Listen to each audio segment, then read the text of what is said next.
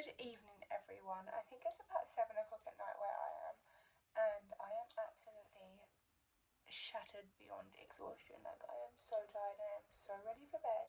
Both of the children are asleep upstairs, and we actually had not very good evening for Riley. Actually, he didn't want to go to sleep, which I dealt with really well, thanks to what I'm about to tell you.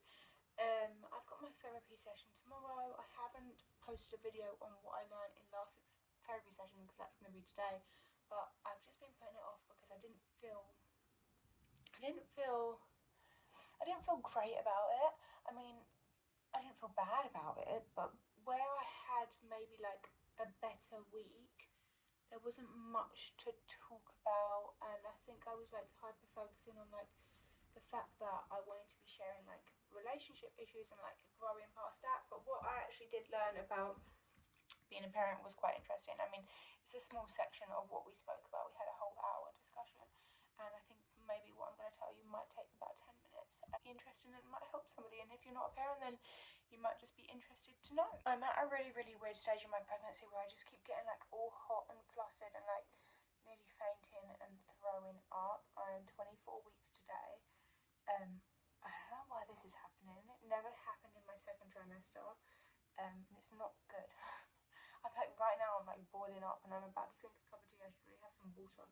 Maybe I've not drunk enough water, I don't know.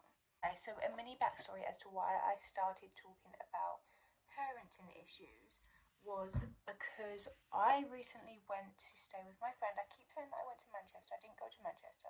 I went to, I don't know, closer to Liverpool. I don't know where I went, but I went to my friend's house. He has a son who is a little bit younger. Oh my god, my phone is driving me insane. I keep having to delete things to free up storage.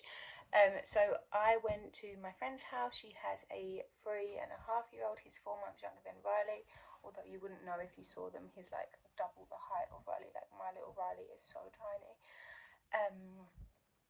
And there was a situation where Riley did something that I was really not proud of. So essentially he done something really quite aggressive, and I'd basically just tell you. So Albie is a little boy, and Riley was sat down eating their dinner. Now Riley doesn't eat any food. Like, it's actually like quite a big problem that we are having parenting Riley. Like, he doesn't eat any food. For instance, today he had 4 biscuits, 1 shortbread, and a handful of cheddar cheese. Like, that is all that he's eaten today. He doesn't eat. I cook him food. He doesn't eat. I get him involved with it. Like, he doesn't eat. Anyways, Albie's mum, Hannah, made the kids some pasta and then put a bowl of cheese on the side for each of the kids. And what basically went on was Albie was taking Riley's cheese. Riley was actually eating the cheese, and Riley obviously wanted the cheese, so Riley said, "That's my cheese," whatever. Albie took the cheese again, and I don't know, it must have happened a few times, and then Riley absolutely lost his head. Like, I've never seen him so angry. And the way that I said it to my therapist is I said, like, he acted that way and it was just cheese. And my therapist was like to me, no, like, it's never just cheese. Like, when it to a child, it's not just cheese. So she explained to me that first of all, the reason why I brought this up was because I was a little bit worried about, one, like, how do I deal with this in a situation? Like, I want to go about it the correct way. I don't want to, like, it really upset me to see Riley this angry. Like, he went bright red and he was like, like, he was fuming, and it really did quite upset me, and I wanted to deal with it in the correct way, but without feeling like I was saying that that behaviour was okay. Like, I wanted him to know that that's not okay and not to act that way, and that there's better ways to respond. But then I also wanted to just give him a cuddle and make sure that he was okay, because he was so angry and so upset, and it really broke my heart. I sound like I'm about to cry. I'm not about to cry. I'm about to hiccup. So my therapist explained to me that in a parent-child relationship, children don't have much control over anything. Like, children don't have control over anything in their parent-child relationship. So, say for instance, me, like the parent would decide when, like, what we're doing for the day, what you're eating for breakfast, where you're going, what time we're going out, like when you've got to like go for a wee, whatever. Like I would say to Riley in the morning, like, it's time to go for a wee. And yeah, so as a child you feel like you have no control over anything in your life. And she was also saying how this moves on to, I actually haven't really notes for this, by the way, guys. I've got my book here because I was going to write the notes, and I thought if I write the notes then I'm not going to make the video because I'm going to be way too tired. Like, I'm exhausted. But she was saying how this also like goes on into your childhood, like growing up, and even your adult life. Like when you're at school, you don't have control over anything. You don't have control over when you eat. You don't have control over when you can drink. You don't have control over when you can use the bathroom. Like basic human needs, you're told they need to wait, they're not important, and you need to go when you're told. Anyways, so basically she was saying where he doesn't have much control over anything that's going on, that cheese to him wasn't just cheese. Like, that cheese symbolizes something that he has control over. So he can decide what he does with it. He can decide if he's going to eat it. He can decide if he's not going to eat it. He can decide if it's going to throw it on the floor. He can decide if he's going to not throw it on the floor. He can decide what he's going to do with that cheese in that moment. And that is his thing to control. So when somebody is coming along and taking that from him, like where also he was like saying stop, so he acted out in a situation as if he was unsafe. So when you feel unsafe, you either act in a, she said so many things, but it was like a fight, flight. There was loads of things that she said on her hand, and I can't remember what they were, so I will ask her tomorrow what she said. Oh, my fingers look so stumpy and weird there. That is so weird because I don't have my long nails at the moment. Oh, that's literally giving me the ick. But she said like fight, flight, and then she said a few more things and I can't remember.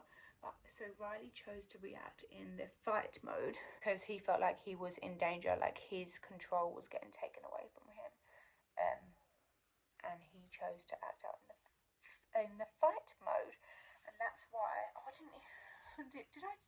Did I tell you that he flipped the table? I didn't tell you that he flipped the table. So yeah, so Abby's taking the cheese. Riley's saying no, please don't do that. Abby takes the cheese again. Riley sees red. Literally went bright red, huffing and puffing. Flipped the table. Cheese went everywhere. Pasta went everywhere. I was mortified. Like, I was so embarrassed, but obviously I was so upset as well. So obviously with that situation having happened, I said to my therapist, how would I deal with this situation in order to, like I said, let him know that it's not okay, but then also not, I don't want to create any trauma. I don't want him to think that I hate him because he done that. Like, my love for him is absolutely unconditional.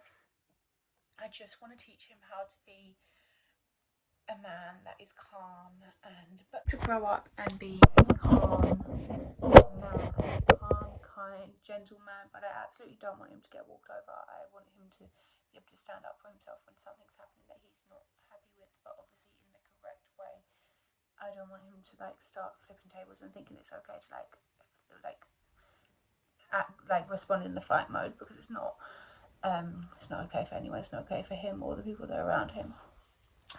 And basically, the way that my therapist explained it to me, she said the best thing to do, kids and everyone in life needs validation. So you need to like someone to listen to you and validate what you are feeling. You don't need to agree with it, but just validate it. Have someone understand what you're going through, because most of our issues in life come through like us as humans feeling like people don't understand, people don't listen, people don't get it, and then that's like when you either suppress your feelings, or like you act out because, or like you don't tell people how you feel, or you overshare, or you become a people pleaser because you feel like people don't understand how you feel. And also And also it can tend to lead to people like Riley.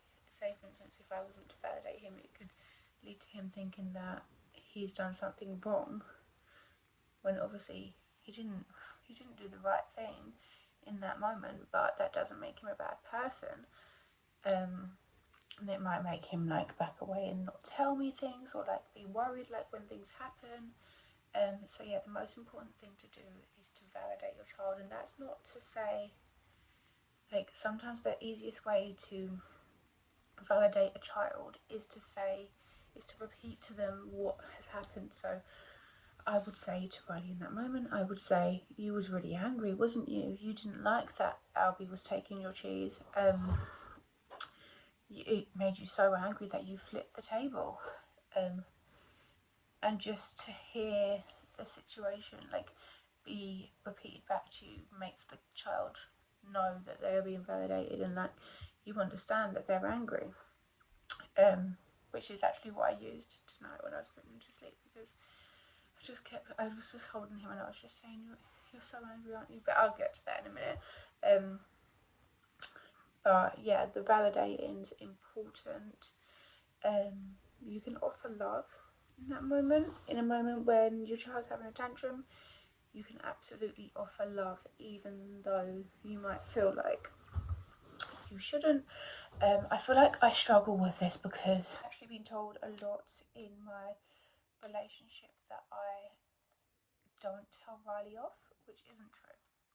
I do tell Riley off, but because I give it more of a gentle parenting approach, I understand that like if you don't get it, then it can come across as if I'm not telling him off, because some people get frustrated and they're like, they need to have a punishment. Like children, like no one actually would listen to you. Like who's gonna listen if you're shouting at them? If you're putting them on a naughty step, like I like to use a naughty step. The naughty step does work in our house, but I don't ignore the situation. I don't put Riley on the naughty step and then ignore the situation. Like I would put him on the step and then we would have a conversation about it and make sure that he is calmed down. Like sending children away, shouting at them, telling them to shut up or whatever, like telling them to stop crying, is telling children to suppress their emotions and handle it themselves, which most adults can't even do. So it's probably where like why some adults grow up and they can't control their anger or regulate their emotions, because as a child they were like put on the naughty step. I want to end with is something that actually has been really, really helpful during my parenting for the past week. Sorry, I'm so tired. But as I think everyone would know that deep breaths, maybe not everyone knows, but deep breaths are something that is a tool that you can use when you're angry or upset or like hurt or whatever. Like breathe in for 10, not 10, but like breathe, not breathe in for 10 seconds, but like breathe in, breathe out 10 times. Which I did tend to try to use on Riley, but as a child, that's boring. It doesn't really make sense. You're like, why am I doing this? Children don't really understand that, and they also don't understand like the benefits of breathing in, breathing out. But what you want to do is you want to get them to do the breathing in a fun way. So the way that my therapist taught me, and it's changed my life, it's been so good this past week, is to blow out the candles. So you say to your child, you're feeling really angry. I can see that you're feeling really angry. Why don't we try blowing out the candles? So the child goes, and your fingers flicker in, and then he blows again, and then this way you get the 10 times. So your finger flickers, and then he blows again. You're like, oh, well done, you blew that candle out. And then again, obviously, I feel really weird doing this on camera, because you guys know, like, you get the gist. But yeah, you basically get him to blow out all the candles, and if you do a flickering thing, then you end up getting 10 breaths. And if you're lucky, which I have been all of the times that I've done this week, I've done it a lot. I've probably done this every single day with Riley. He thinks it's funny. But yeah, in an angry intense moment, it gets the child to laugh, and they think it's funny, they think it's silly, it's a fun game, and they are breathing at the same time, which is all that you need, really. So yeah, that's what I learned about parenting. I did dive into some other stuff, but it's more personal stuff that I'm not really going to talk about. We're more trying to figure out the reasons why I am a people pleaser, and it was sort of like diving into my childhood, which maybe I will talk about one day, but now isn't the time. And also, it wasn't like amazing to me. Like, it didn't blow my mind like it did the week before. I'm really excited about tomorrow's session because it's funny, because when things bad happen now in my life, I'm like, oh, it's good. I noticed that this is bad, and I can talk about it. So basically, I'm going to talk about resentment and letting go. Letting go is what I want to talk about as well. But the resentment thing is because I find myself, this is going to be very honest, I find myself being, everyone knows that I'm going for a breakup, I've made that very clear, but I find myself being really mean, really mean, and just not a kind person to Luke, basically, which I don't like. I don't see myself as a mean person, and I don't like that I'm acting this way. And it's like, whenever I'm with him, even if he's being kind, and he won't mind that I'm saying this because he knows, like, we've had this discussion, but like, even when he's being like the nicest person in the world, like the best dad in the world, like, he's not doing anything wrong, I am miserable. Like, I'm obviously holding on to so much resentment, and I feel like a lot of people can probably relate to this. Like, it's not making me a better person, and I need to figure out, well, I just need to know what to do with this. Like, I don't really know. Like, I've been watching some videos and everything, but I think that talking to the therapist is really going to help me, so I'll definitely make a video on that, because I just know that she's going to blow my mind again with what she says, and like, hopefully she'll give me some techniques. And yeah, I just want to really focus on not resenting Luke, because I think it will make our relationship, like, not necessarily like our romantic relationship, but like, it will just make, obviously me and Luke are going to have a relationship until one of us dies, because we have 3 children together. So yeah, I do think it's really, really important for me to get through that, and I know that it's not going to be something that I'm going to get over straight away, because there is a lot of trauma that I'm holding from our relationship, and yeah, but it's just not something, I don't want to be resenting anyone in my life. Like, I just want to let go and move on, and just, I genuinely, I say it all the time, I just want to be happy. Like, for whatever that is, whatever that holds for me, all that I want is happiness, and I want to be a really good example to my children, and I want them to know that, like, to not stay in a situation where you're not happy, and like, if you're like to work on yourself, like, and own up to like things that you're doing that aren't right, like me, the unkindness, and like, not even necessarily like saying unkind things, but like just speaking with a tone that I don't like. Like I could be saying anything, but the way that I say it is not nice. So yeah, just make sure, I just want my children to like know that if they're doing something wrong, to own up to it and work through it. And yeah, for their own sake, like, all that I want is to be happy. And yeah, anyways, I hope that this made sense. I hope that it helped someone. Who knows if it did or didn't, but yeah, hopefully you found it interesting. See you in my next one. Bye.